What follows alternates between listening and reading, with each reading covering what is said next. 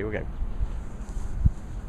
And welcome to the Carolina Panther post-game show. I'm joined by our guest today, Bill Cox, and by Dustin Phifer. Again, great football game today. The Panthers, young team, hangs in there, but just cannot get it done at the end. Another tough loss for the Panthers where they were in a game leading late in the fourth quarter. But once again, they couldn't close it out. The defense gave up a score right at the end. And you can just see it in the locker room. You know these players and coaches know that they're close to winning football games, but they're not happy with the way these results are coming out. And they're very upset that they're not getting wins right now. So that's something they know they're close on, but they got some work to do. All right, Bill, you're a former sports broadcaster, telecaster, writer, and all. Just bring back memories today for you sitting in the press box. Yeah, it does. It's been a while since I've been in a press box, but in the past I've been in quite a few, covering quite a few ball games. So it's good to be here with Cox Sports Broadcasting for today's game. First time you've had a chance to see the Panthers play this year, what do you think about the team? I think it's obvious that this is not the Carolina Panthers of last year or previous years. You could probably attribute that to a lot of things, the new coaching staff, but I think one of the very biggest things, again, is obviously Cam Newton.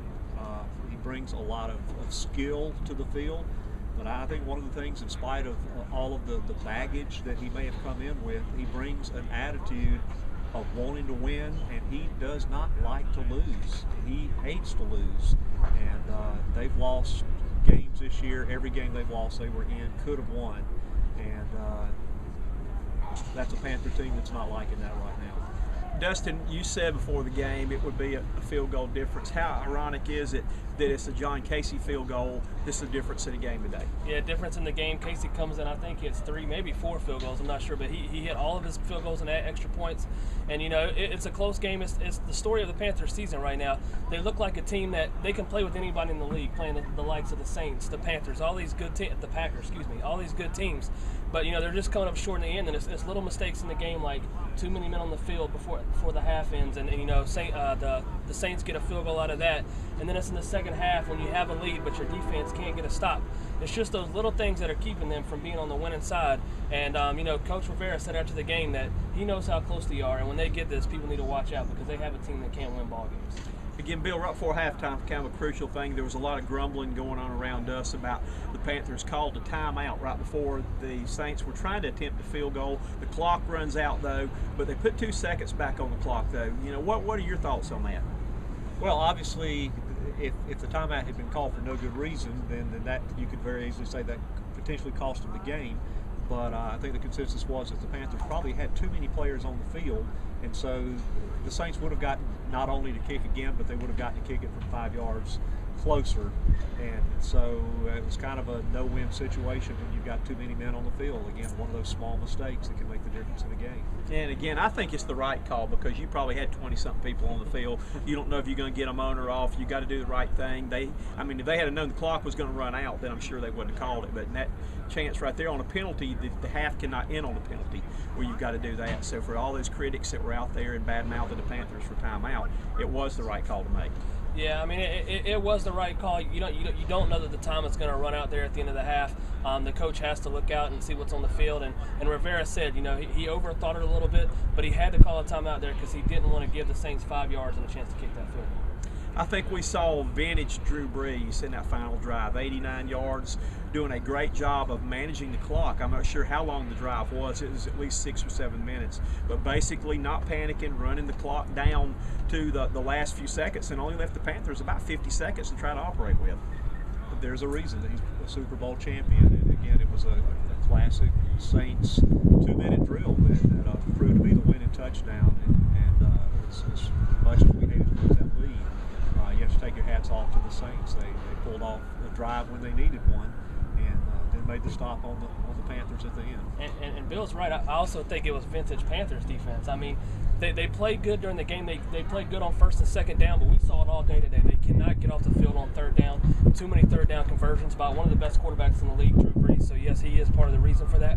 But this defense, when your offense goes out there and puts up 27 points this week and 29 points last week, you got to start helping them out, and you got to start getting some stops, some turnovers. And I think if they can just get a couple more stops in the game, then that's what's going to help them get on the winning side. And again, how much, when we say that, they're missing a John Beeson who we saw rolling around on a cart today.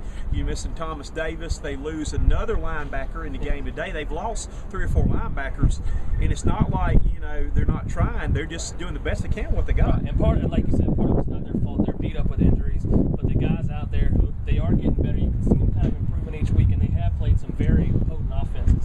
But they've got to find a way to get stops. When your team finally gets the lead for the first time in the game in the fourth quarter, as a coach or as players on a team, you expect your defense to go out there and get that stop. Even though Breeze is on the other side of the field, you expect to get that stop and close a win at home. And that's just things they're going to have to work on, to become a better team and start getting on the winning side. One of the other things that I think we've seen this year that was puzzling again today, in recent years, the Panthers have had a good running game. And they've got the same 2 running backs back. They've got a quarterback that's opening things up.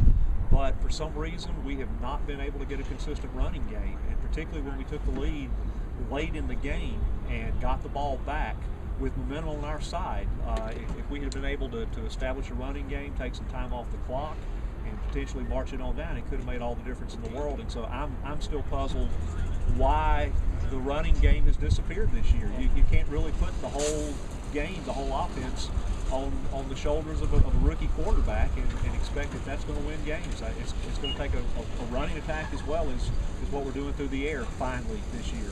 That's a perfect segue for me. I think was the biggest play of the game for me for the Panthers offense was when you had the lead 27-23. You're at about midfield on a 3rd and 2. You have D'Angelo Williams, who's had over 100 yards in the game already. Stewart, who's a good short yardage back. And I know they have Steve Smith one-on-one in coverage and trying to go to a peak, but that's a play right there where you maybe run it up the middle. Even if it's with Cam, D'Angelo, or Stewart, let them get a first down, let the clock keep running. And what do? You keep Drew Brees off the field. The quarterback who we talked about is one of the best in the league. So that's a tough call for me. You miss 3rd and 2 on a deep ball. Now you have to punt. You give 8 minutes for Drew Brees to do whatever he wants on the field. What do they do? Come down and score the game on a touchdown. So that's little things where you always want to get Steve Smith one-on-one, but I don't like that play call when you have 3rd and 2 and a chance to keep moving and changing the clock. And again, I agree with you on that too, though, that it was a thing. I think at that particular time of the game, you're better off keeping the ball away from Drew Brees and running the clock. And I was just going to say, even if we hadn't taken it down and scored, just a couple more series would have erased at least that 50 seconds, and that's all that was left at the end of that drive.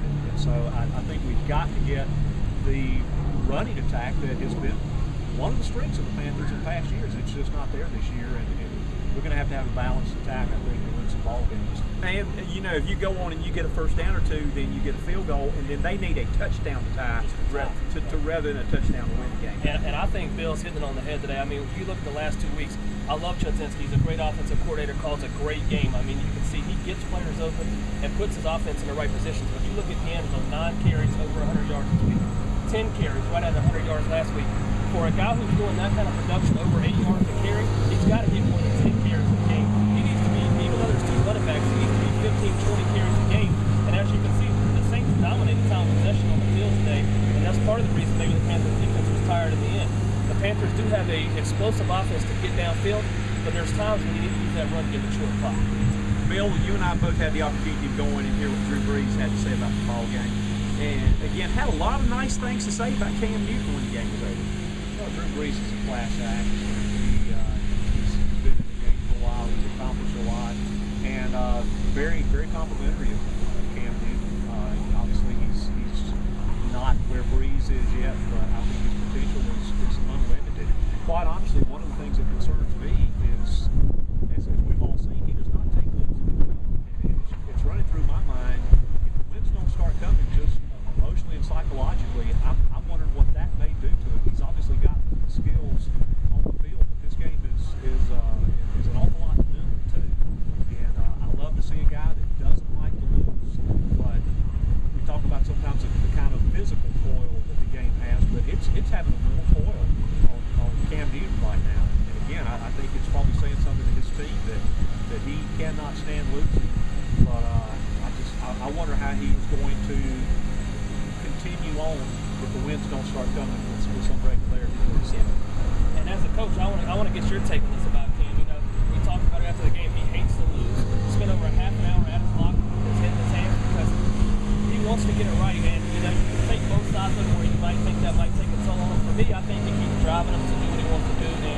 become that superstar that he's been his whole life. I mean, he's been a superstar at Auburn. Now he's coming right into the league and producing. So I like seeing that out of him. He does take it very tough, but I think that just drives him to get it right. But as a coach, I want to get your take on what you think when you see a player like that who really takes every loss hard. I like the way, the passion he's putting in the game, the way it means something to him. One thing you got to be careful of, that he's going to start questioning it and maybe start trying to do it all by himself if it runs into a situation. I've got to step up, I've got to do more. He's doing enough right now for them to win. The wins are going to come. We said that. They have played some of the premier teams in the NFL right now and have played them with a chance to win these games. He cannot get in a situation where he tries to do it by himself because he's got a great supporting cast, and that's what Drew Brees mentioned in there too, the people he's got around him though.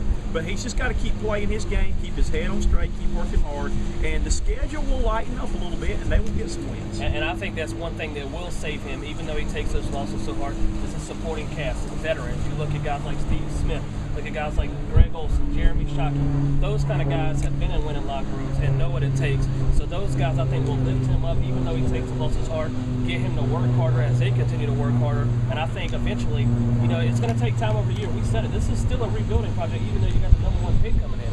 But you can see the improvement each game. No matter who they play, they're in games. We've already talked about that. So just keep improving. It may not be this year when you break out. It may be next year. But you're building the right way. And like you said, this franchise has momentum once again. And again, for you Panther fans out there, the Panthers played another great game. They're getting better. They played another one of the top teams in the league. Had a chance to win. They'll get another shot going back to New Orleans, and I'm sure that they'll be ready to play on that one, though. On the positive side today, I did not get a single text from Alan on cranking the bus up today about ready to sell tickets for that, though, so they must have done something good today, though. So that's going to do it here from Bank of America Stadium. The Panthers are on the road next week with another easy game as they go take on the Atlanta Falcons, who is a division, contender again, too, though. But we appreciate Bill Cox being our guest with us today, Dustin Phifer, and I'm the coach, Dick Cox, and we'll see you coming up again soon with some more Panther post-game reports.